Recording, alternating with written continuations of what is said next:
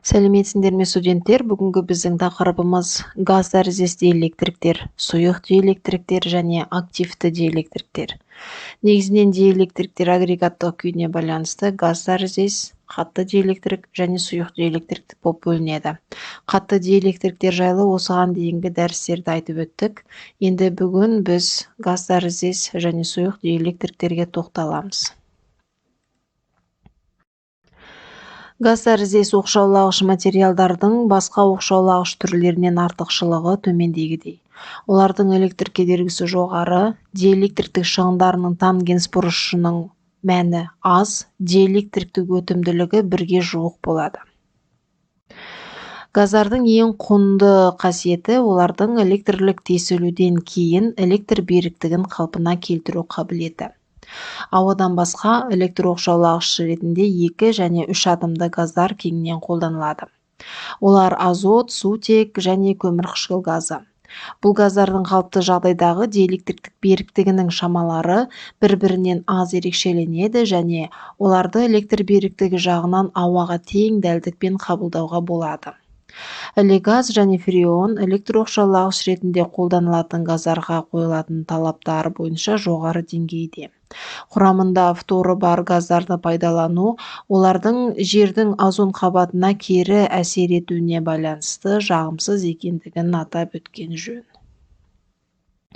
Азоттың диэлектрлік беріктігін ауамен бірдей және оны көбіне таза түрде жоғары вольтты конденсаторлар мен электровакуумдық техникада оқшаулағыш орта ретінде, сондай-ақ микроэлектроникада трансформаторларда қорғаныс ортасы ретінде қолданады. Өйткені оның құрамында онымен байланысқан материалдарға тотықтырғыш ретінде әсер ететін оттегі жоқ. Ауамен салыстырғанда диэлектрлік беріктігі төмен болғанына қарамастан, жылу өткізгіштік коэффициенті өте жоғары сутегі айтарлықтай қызығушылық тудыруда. Сутегі ірі турбогенераторларда электр оқшаулағыш және салқындатқыш орта ретінде қолданылады. Іле газ немесе күкірт гексафторид диэлектрик беріктігі ауадан 2,5 есе артық. Іле газдың қайнау температурасы және тығыздығы жоғары, ауадан шамамен 5 есе ауыр болғандықтан, оны сұйылтусыз 2 мегапаскаль қысымға дейін қысуға болады. Іле газ улы емес, химиялық төзімді, 800 градус Цельсияға дейін қызған кезде ыдырамайды. Оның артықшылықтары әсіресе жоғары қысым кезінде өте жақсы. Іле газ ауаға қарағанда электрлік беріктігі жағынан емес, сонымен қатар доғаны сөндіру қабілеті де едәуір жоғары. Демек, іле газды ажыратқыштармен қатар іле газды айырғыштар, қысқа тұйықтағыштар, тоқ және кернеу трансформаторлары мен тарату қондырғыларын жасау және құру қарқынды дамуда. Іле газды оқшаулағыштар 110 киловольт және одан жоғары кернеулер үшін қысымды тарату құрылғыларында кеңінен қолданылады. Жақында жоғары вольтты кабельдерді іле газы іс жүзінде қолдану тенденциясы байқалды және прототиптер жасалды. Іле газды кабельдің қағаз май кабельмен салыстырғанда артықшылығы электр сыйымдылығы төмен және диэлектриктік шығындары төмен, жақсы салқындатқыш болып табылады.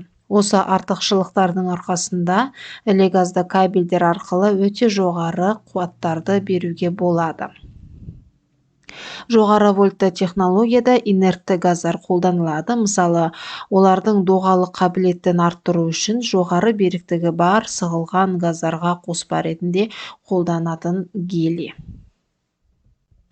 Енді сұйық диэлектриктерге келетін болсақ, сұйық диэлектриктер трансформаторлардың, конденсаторлардың, кабельдердің электр оқшаулауын сіңіруге, оның электр беріктігін жоғарылатуға және конвекция арқылы жылуды кетіруге, майлы сөндіргіштерінде доға сөндіруге, маймен толтырылған кірістерге, реакторларды, реостаттарды және басқа электр құрылғыларын құюға арналған.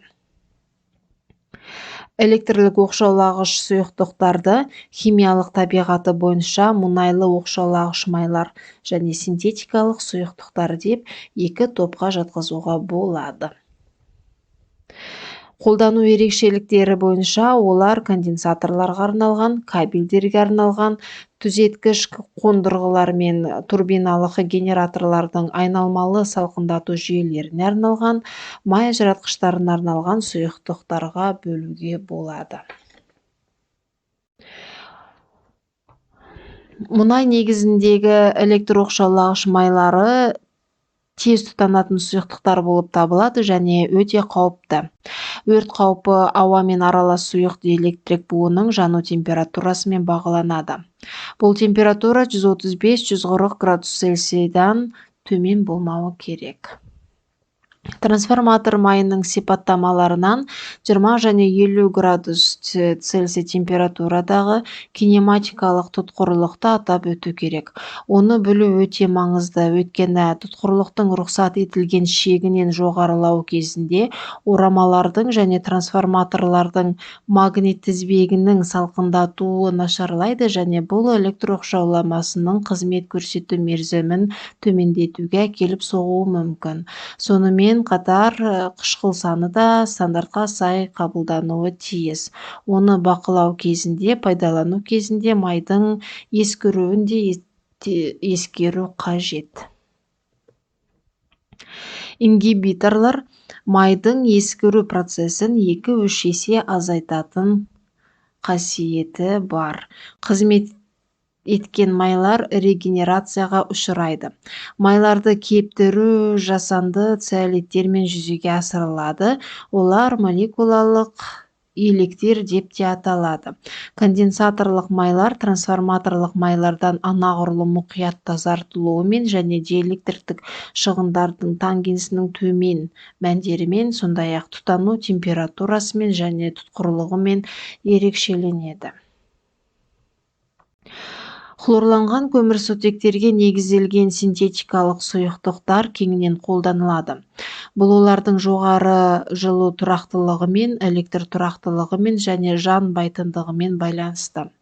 Алайда хлорланған көмірсутектердің уыттылығына байланысты оларды пайдалану бастапқыда шектеулі болды, ал қазір бұл іс жүзінде жалпыға тыйым салынған, дегенмен олардың әлі де қолдануы байқалады.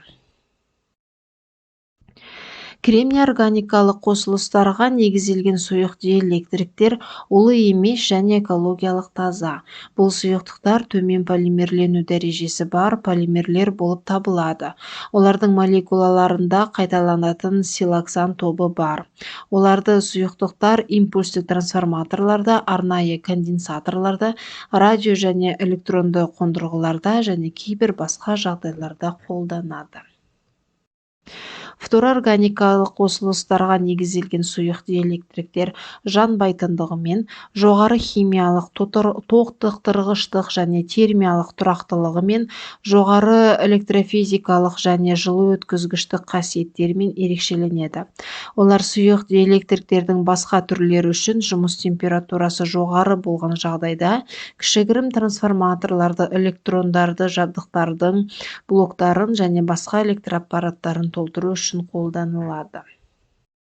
Енді белсенді диэлектриктерге келетін болсақ, белсенді диэлектриктер немесе басқарылатын диэлектриктер әдетте олардың қасиеттері сыртқы жағдайларға, яғни температураға, қысымға, өрістің кернеулігіне және тағы да басқа жағдайлардан тәуелді болатын басқарылатын диэлектриктер деп аталады.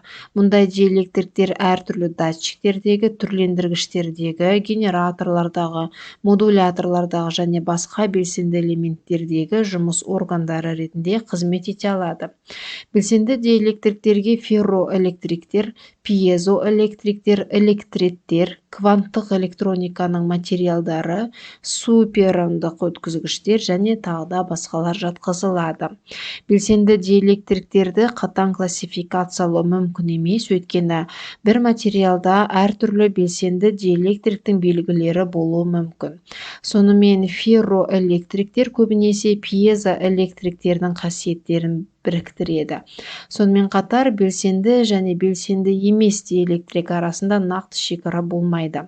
Сол материал жұмыс жағдайына байланысты немесе белсенді емес оқшаулағыштың функцияларын, немесе түрлендіргіштің және басқарушы элементтің белсенді функцияларын орындай алады.